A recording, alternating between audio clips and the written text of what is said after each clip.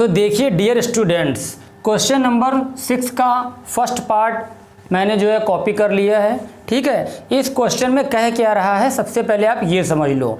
इस क्वेश्चन में ये कह रहा है ये जो आपको 4 पॉइंट्स दिए गए हैं तो इन पॉइंट से कौन सा क्वाड्रिलेटरल बन रहा है। बात समझ में आ रही है, किस तरह का क्वाड्रिलेटरल बन रहा है। तो इसके लिए भी थोड़ा सा आपका जो बेस है उसको क्लियर कर लो। देखिए क्वाड्रिलेटरल वो होता है जिसकी 4 साइड्स होती हैं। क्वाड्रिलेटरल क्या होता है? क्वाड्रिलेटरल वो होता है जिसकी 4 साइड्स होती हैं। एक आपका ये हो गया रेक्टेंगल, ठीक है, और एक आपका ये हो गया स्क्वायर, और एक आपका हो गया ये रोम्बस, और एक आपका हो गया ये पैरेललोग्राम। ठीक है, फिलहाल मैंने ये 4 लिखे हुए हैं क्वाड्रिलेटरल, और भी होते हैं, काइट वगैरह भी होती है। ठीक है, तो ये आपका, अब देखिए इसकी पहचान क्या है। ये जो आपका रेक्टेंगल होगा इसमें अपोजिट साइड इक्वल होगी। क्या होगी? ये साइड इसके इक्वल होगी और जो ये वाली साइड है इसके इक्वल होगी। ठीक है, और जो इसके डायगोनल हैं वो भी इक्वल होंगे। ये डायगोनल जो हैं इसके डायगोनल भी इक्वल होंगे। देखिए ये बेस समझना बहुत ज़रूरी है इन क्वेश्चंस को सॉल्व करने के लिए। अगर ये चीज़ समझ में नहीं आएगी तो ये क्वेश्चन आप एक भी सॉल्व नहीं कर पाएंगे। आ रही बात समझ में? तो मैंने क्या बताया, मान लो ये जो हमारा रेक्टेंगल था ये आपके वर्टिसेस हैं A, B, C और D। ठीक है, 4 वर्टिसेस, इसमें भी आपका वही है A, ये B, ये C और ये D। इसमें भी वही है आपका A, B, C, D। यहाँ पर भी ले लेते हैं A, B, C और D। देखिए यहाँ पर मैंने ABCD लिया हुआ है, आप लोग PQRS इस तरह से भी ले सकते हैं। ठीक है, ये बात समझ में आ रही है ना? क्लियर? तो देखिए इसमें जो आपका रेक्टेंगल होता है, रेक्टेंगल में जो अपोजिट साइड होती है यानी जो आमने सामने की साइड होती है इक्वल होती है। तो यानी ये जो AB है ये आपका DC के इक्वल होगा। क्या होगा? जो आपका AB है वो DC के इक्वल होगा। ठीक है, और जो ये वाली साइड है ये AD, क्या है आपकी? AD की अपोजिट साइड BC है तो ये आपका BC के इक्वल होगा। ठीक है, बात समझ में आ रही है? उसके बाद डायगोनल आपका एक डायगोनल AC आप देख रहे हैं, ये देखिए लाइन गई हुई है AC।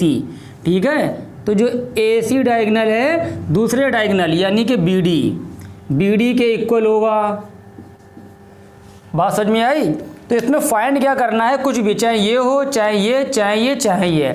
सबसे पहले उसमें आप AB फाइंड कर लिया करिए, BC फाइंड कर लिया करिए, CD फाइंड कर लिया करिए और DA फाइंड कर लिया करिए। ये फाइंड कैसे किया जाएगा मैं आपको बता चुका हूँ इस तरह से। ठीक है, फार्मूला लगाकर AB, फार्मूला बता चुका हूँ मैं आपको, x2 plus x2 minus x1 whole square plus y2 minus y1। ठीक है, तो इस फार्मूले से निकाला जाएगा। तो पहले हम क्या फाइंड करेंगे? AB। क्लियर? उसके बाद इसी फार्मूले से हम BC फाइंड करेंगे। तो बाद में आगे क्या कर दिया जाएगा, यहाँ पर लिख दिया जाएगा BC। बात समझ में आ रही है? उसी तरह से आपका CD फाइंड किया जाएगा तो यहाँ पर लिख दिया जाएगा CD। उसी तरह से आपका AD, ये वाली लाइन जो हमारी साइड है AD है तो यहाँ पर लिख दिया जाएगा AD। क्लियर? तो ये 4 साइड्स जो होती हैं आपकी क्वाड्रिलेटरल में वो आपकी आ जाएंगी। उसके बाद डायगोनल आपका AC है तो आपका AC फाइंड किया जाएगा इसी फार्मूले से। फार्मूला ये यूज़ होना है, आपको फार्मूला चेंज नहीं करना है। ठीक है, दूसरा आपका ये BD, तो यहाँ पर क्या करा जाएगा, यहाँ पर हम कर देंगे BD। तो कितनी चीज़ें आपकी आ गई, 1 2 3 4 5 6। तो ये 5 चीज़ें आपको यहाँ पे फाइंड करनी है, चाहे ये कहा जाए चाहे ये कुछ भी कहा जाए। इतनी बात समझ में आ गई। अब देखिए पहचानेंगे कैसे कि कौन सा क्वाड्रिलेटरल है। ठीक है, जब आपने यहाँ पर ये ABCD,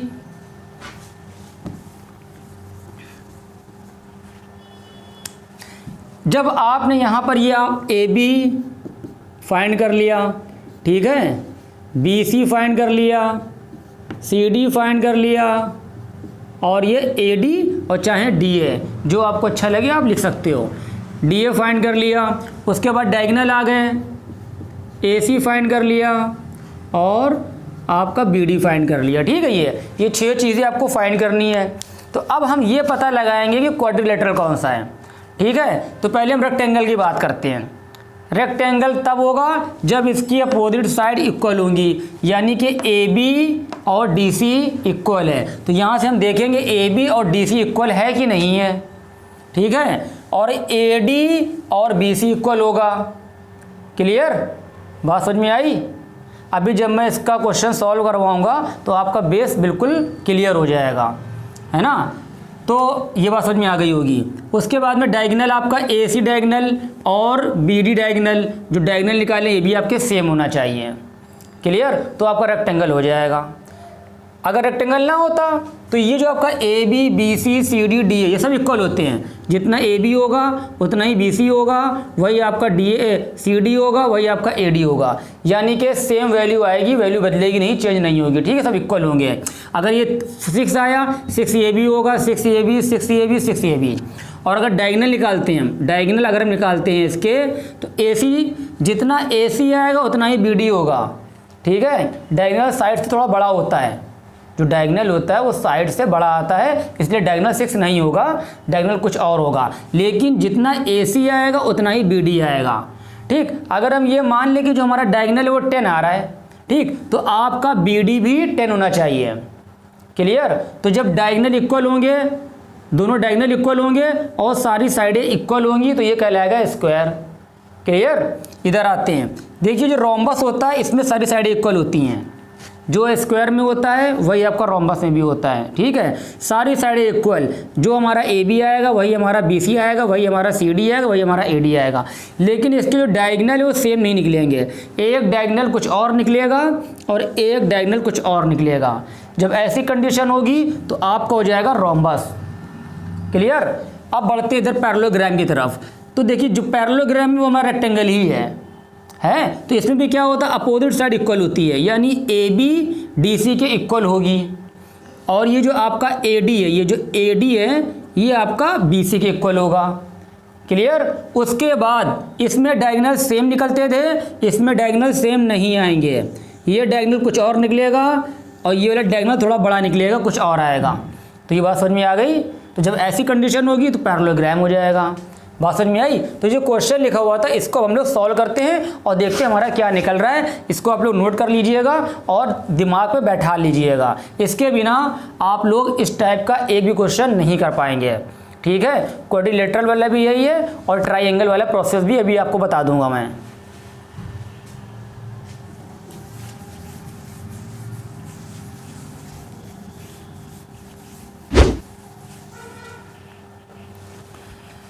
तो देखिए ये पॉइंट्स हमको दिए गए थे। ठीक है, इसमें अब करना क्या है, ये जो पॉइंट्स दिए जा रहे हैं ये क्वाड्रिलेटरल के वर्टिसेस के पॉइंट हैं।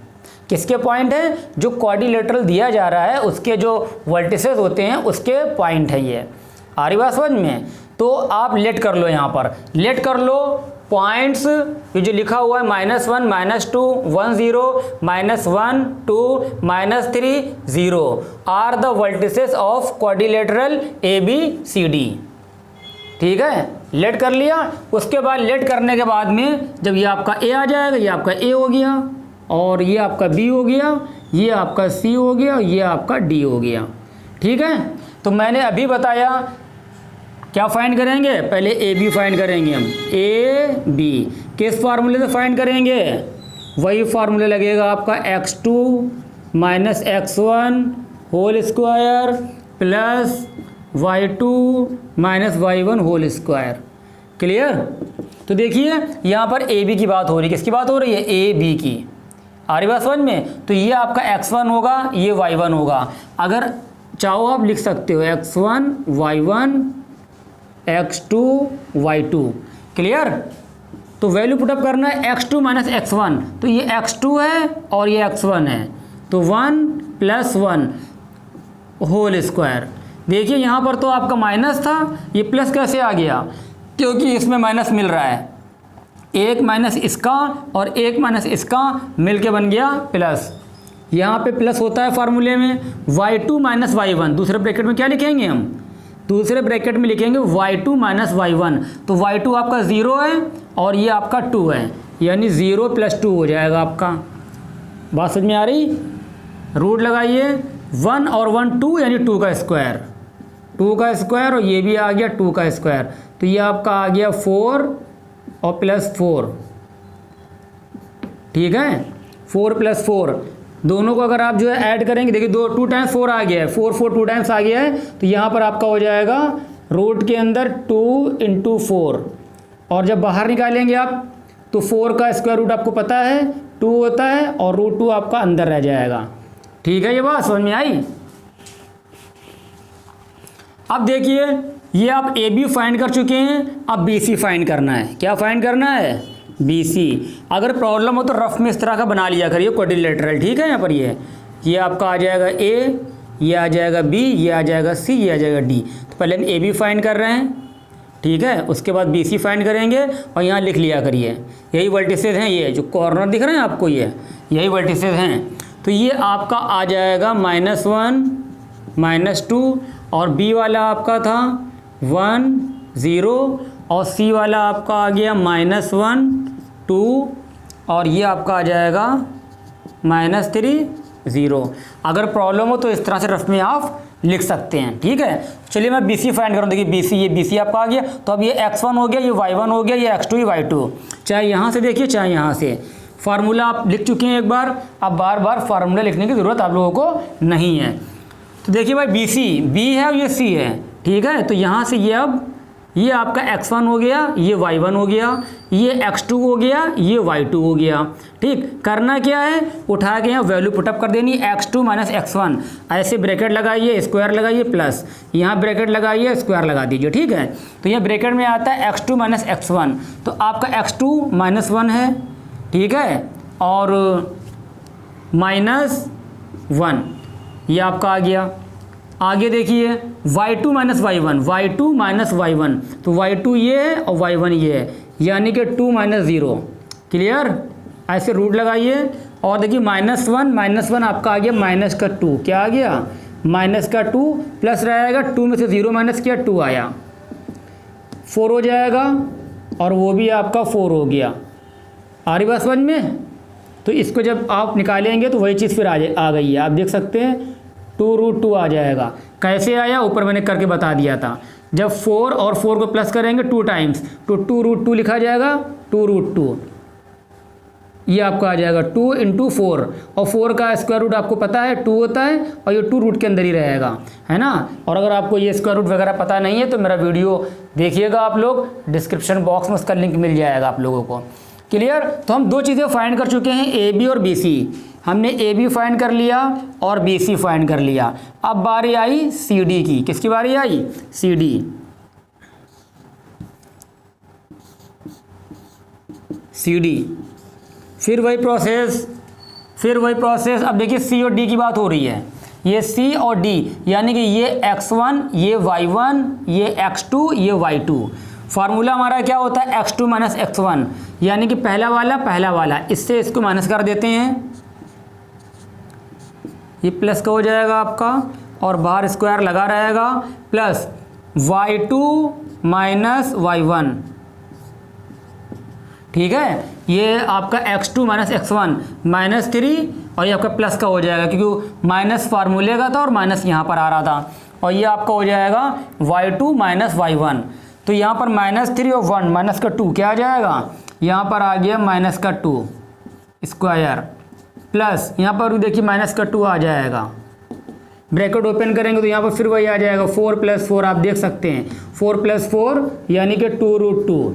अभी ऊपर मैंने सॉल्व करके दिखाया, एक स्टेप नहीं लिखा है सिर्फ, ठीक है। ये बात समझ में आपके आ रही। उसके बाद देखिए सी डी फाइंड कर चुके हैं, यानी कि हम 3 साइड्स, एक साइड ये फाइंड कर चुके हैं, एक साइड ये फाइंड कर चुके हैं, एक ये। अब हमारी सिर्फ एक साइड रहेगी ये वाली, यानी कि ए डी रह गया है। क्या रह गया है? ए डी रह गया है। तो यहाँ पर ए डी, फिर वही फार्मूला यूज़ करेंगे हम। कौन सा फार्मूला भाई? वही एक फार्मूला चल रहा है, जो चाय का फार्मूला होता है वही इसका फार्मूला होता है, x2 - x1। तो अब हम बात करेंगे ए डी की, यानी ए को देखेंगे और डी को देखेंगे। तो ये आपका x1 ये y1, और ये आपका है x2 और ये y2, है ना।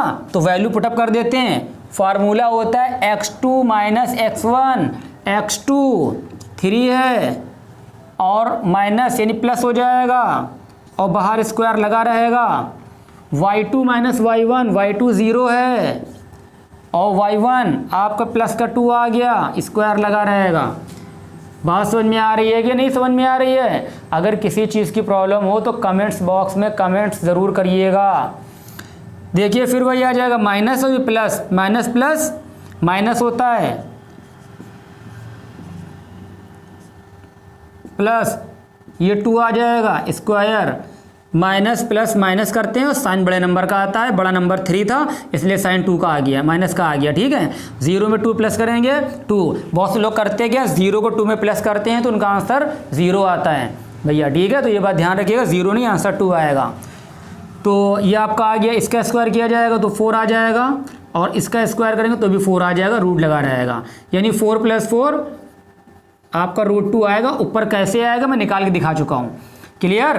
तो अब देखिए आप क्या देख रहे हैं यहाँ पर ये कि AB, BC, CD और AD ये सब क्या आ रहे हैं हमारे, सब हमारे 2√2, 2√2, 2√2, 2√2 सब इक्वल हैं, है ना।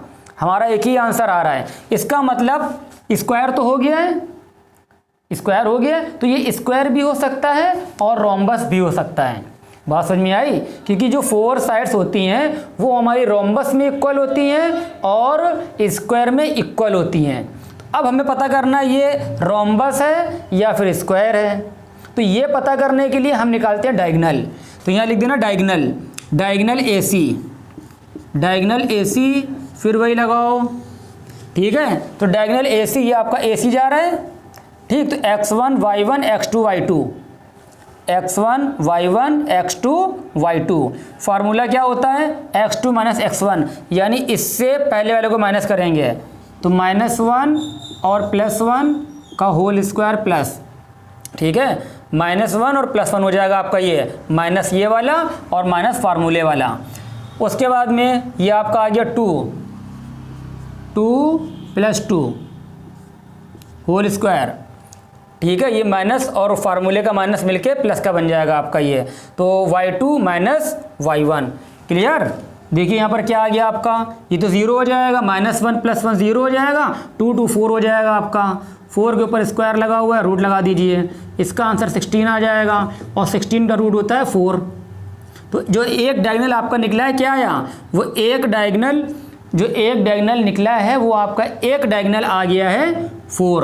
अब हम क्या करेंगे, अब हम ये दूसरा डायगोनल फाइंड करेंगे।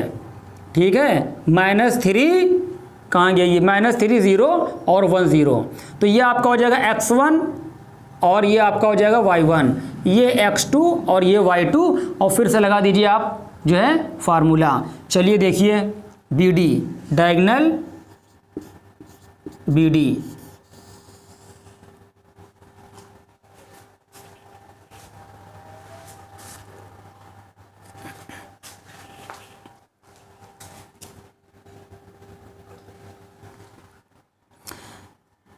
तो x2 माइनस x1 यानी कि -3, ये x2 लिखा और ये x1 लिखा, प्लस लगा दिया, y2 और y1 यहाँ से भी देख सकते हैं आप BD फाइंड कर रहे हैं तो BD वाला आपका ये है और D वाला आपका ये है। ठीक है, तो ये x1 हुआ, ये x2 हुआ, ओ sorry x1 y1 x2 y2।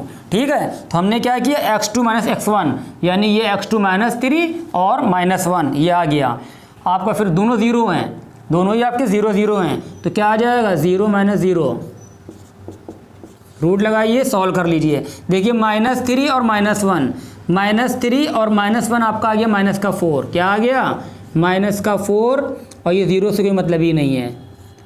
4 का रूट स्क्वायर करेंगे तो आपका 16 आ जाएगा, √16 = 4। तो भैया हमने देखा डायगोनल भी हमारे क्या आ गए, हमारे डायगोनल भी सेम आ गए, इक्वल आ गए। ठीक है, तो हमें ये बात तो पता होगा कि ये स्क्वायर है। ये जो पॉइंट दिए गए थे इनसे अगर हम क्वाड्रिलेटरल बनाएंगे तो हमारा क्वाड्रिलेटरल क्या बनेगा, स्क्वायर बनेगा। ठीक है, तो अब आंसर किस तरह से लिखेंगे, देखिए स्क्रीन पर आ रहा है, इस तरह से आंसर लिखा जाएगा, है ना। AB = BC = CD = AD and diagonal AC = BD, so it is a square।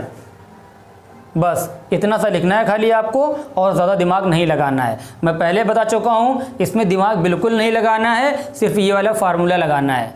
पूरा गेम इसमें जो है और जो पूरी एक्सरसाइज डिपेंड है इसी एक फार्मूले के ऊपर डिपेंड है, ये समझ लो आप।